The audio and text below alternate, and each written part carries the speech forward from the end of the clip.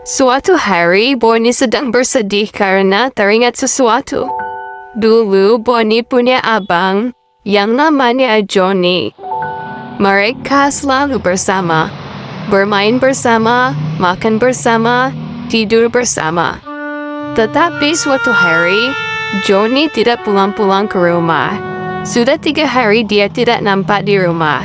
Kami semua khawatir, terutama Johnny yang setiap hari di rumah mengeong-eong mencari abangnya. 3 hari berlalu, lalu kami mendapatkan informasi dari tetangga bahwa ada kucing oranye yang sudah mati di sebuah selokan parit. Setelah kami lihat, ternyata benar saja bahwa itu adalah Johnny. Dan akhirnya, kami pun mengambil jasadnya dari parit itu, lalu menguburkannya di tanah. Bonnie pun sekarang jadi kucing tunggal di rumah ini.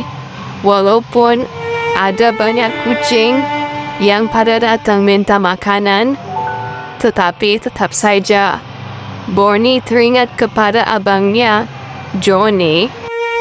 Tidak diketahui pasti apa penyebab Johnny meninggal di situ.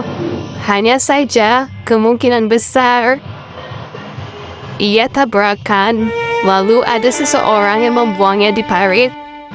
Tubuh Johnny masih segar dan baik. Selamat jalan, Johnny. Kami akan mengenang hari-hari bersamamu.